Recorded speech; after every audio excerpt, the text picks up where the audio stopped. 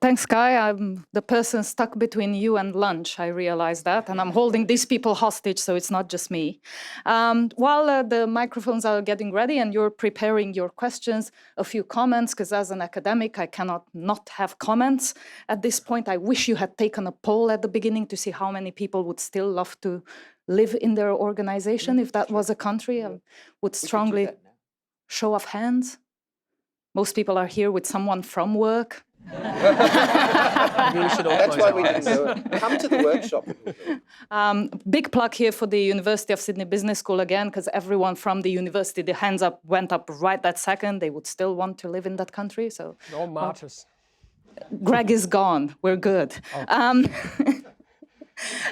So thank you so much for that. I think quite importantly then. We spoke in the beginning, Sophie, you spoke about the fact that this deep hanging out works really well when we think about customers or industry trends. But given disruption from within, would organizations be better off if they did some of the deep hanging out within their organization? Or is that just the job of us researchers from universities coming in and looking at what other people are doing, maybe not quite so well? I would love it if more anthropologists could be internal. And definitely the employee experience, I'm starting to do more of that, but again, I'm the external one coming in. There is something about being external though, that enabled to sort of see things a little bit differently. But that's the training of an anthropologist, right, is that you need to sort of not go sort of too far in anything that you lose it, you know? I mean, I've been at Deloitte now for 3 years, and I still question it. But some things maybe I'm questioning a little bit less. I'm not quite sure, but I know that just recently there was something that something sort of starting because I provoked my partner about it, and I didn't realise that I was being so provocative. So yeah, absolutely. And if we could hire more anthropologists, that'd be great because that's my mission. Pete. Hey, I'm Pete. I was going to say, like I'm an accountant, so I'm living in a world of accountants. Like, you know, did you ever think that a company like Deloitte could be on the radar for an anthropologist, and how do you sort of like some of these, you know, most people aren't like us, they're sort of weird numbers, people, eyes and stuff. So, you know, how do you find being the different person in your life? It can be hard. I have certain strategies to go and sort of replenish, and that's just because I'll completely geek out on anthropology and actually go and read an anthropology textbook. It's so geeky to admit to, so nerdy. But Deloitte was on my radar actually. When I left that consulting company, I thought I'm going to go back to uni, I'm going to do this, and I'm going to go work at Deloitte because I thought Deloitte was innovative. I thought it was different and I liked it. And I'd had a couple of conversations with people while I was doing my degree as well. So it was. And it was really funny because I'm kind of smiling because I did a talk back at the university where I did my degree, which now no longer offers it. That's helpful. But yeah, I got that question. It was, I think it was incredulous to the students that I'd even thought about it, because even within my discipline, I'm a little bit of the black sheep, because I was wanting to work in a corporate environment because I thought that's where I could have some impact. And I thought that having that anthropological lens and voice was really important. It was happening overseas, it just wasn't happening in Australia. But within the discipline, I'm kind of a bit of an outcast because I should be going and working for an NGO or the UN or something like that. So exactly. A few questions from the audience. Yes. Hi. I think all presentations are great, but specifically for the gentlemen, both of you guys, there was a lot of talk around entrepreneurs. Do you have examples of entrepreneur kind of movements within organisations in Australia that you can sort of talk a little bit about what actions companies have taken to sort of encourage those entrepreneur activities and build them up over time? Either of you? I can start. I don't think there's many good examples in Australia, to be honest. I think that's both the crime and the opportunity. I know working in an organisation before, I was in HR, don't hold it against me, and branching out into lots of other areas. Like I had to go around and just find the people, and we just brought them into the shared space, so the gathering, if you like, and then we just said, what do we care about and what do we want to do? I don't think it's organised from the top down. It's coming from people saying this isn't enough. So, and I just want to make a quick point on the millennial word that keeps popping up, because I don't think age is really a thing around people that want purposeful work. I think it's across the board.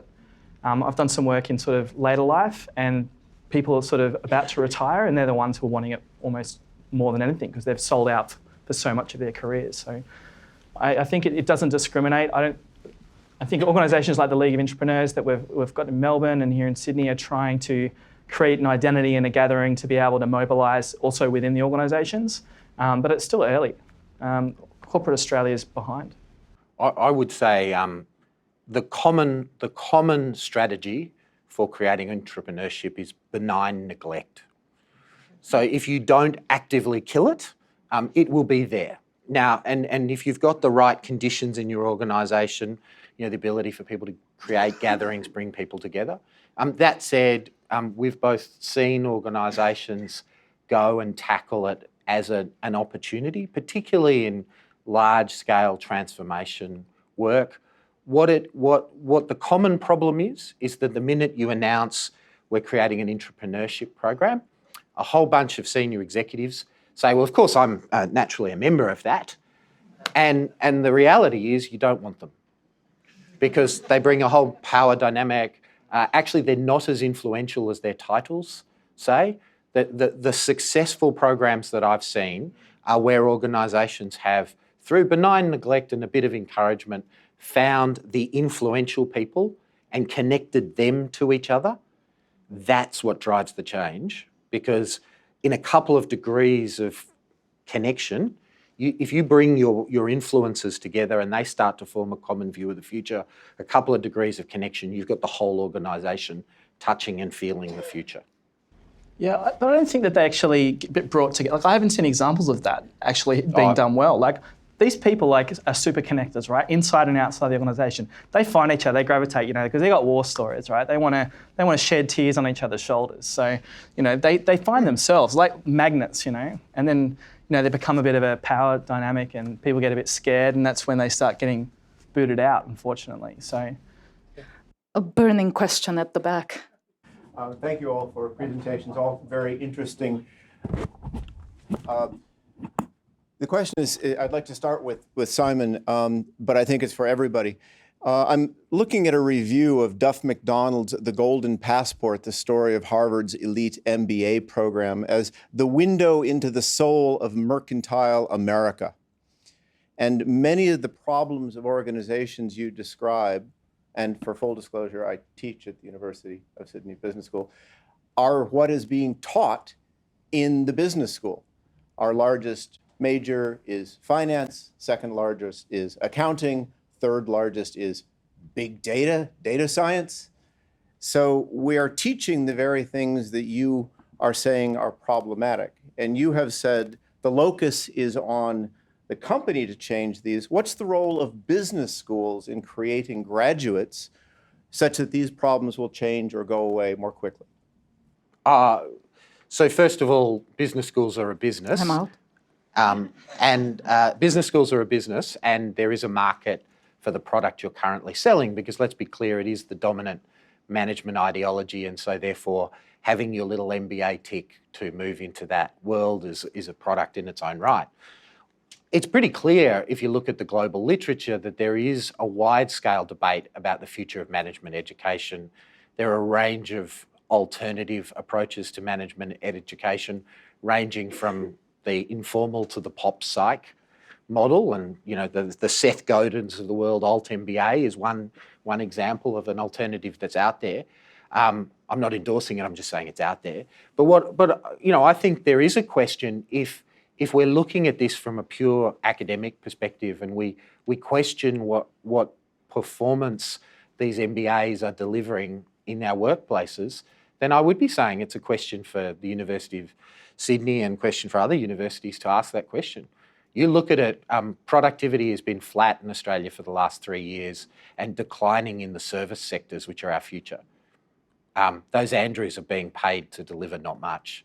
So let's question how they're educated and what the future methodology should be.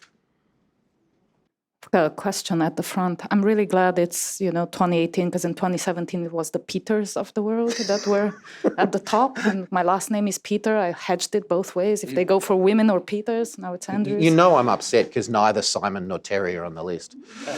My middle name's Andrea, so I'm still good. I just wanted to follow up on this thing of leadership in organisations.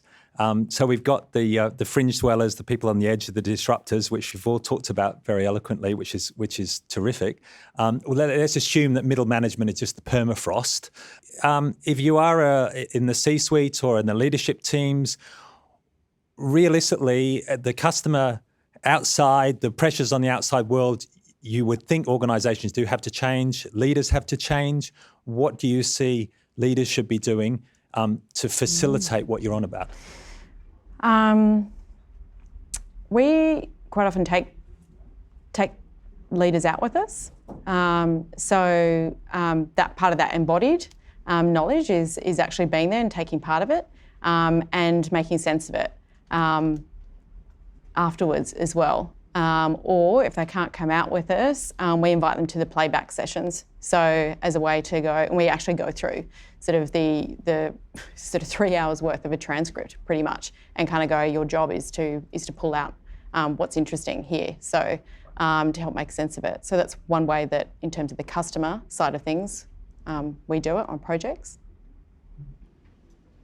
I guess it really depends what you mean by leaders. So the people that I've spoken to, I see them all as leaders in a way. So leadership as a practice, I guess, is what I'm saying there. But I guess what you're talking about is like the senior leaders. It's always interesting, you talk at the leaders are up here.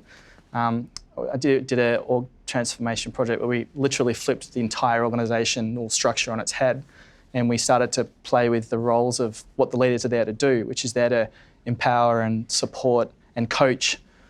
This is language that managers don't really get, right? But that's kind of the purpose of those roles. So we reframe those roles to be about getting out of the way and letting the people on the front to do the work they need to do to help the customers. So we actually, this is about 400 people organisation, so maybe it's a bit smaller to large ones, but I think, the joke around the permafrost, like we all, struggle with middle managers, but it is actually around bringing people along who are in those leadership positions or management positions, helping to redefine and find a new purpose in those roles, because often that purpose has been left behind a long time ago, I think. So you've got to bring everybody along with that. But flipping it is always a nice way to challenge people's assumptions. I mean, I'd add to it. I think when you get down and if you get a CEO to be honest, they admit how little power they have. They know. They can order initiatives, they don't happen. They can launch change programs, they don't deliver.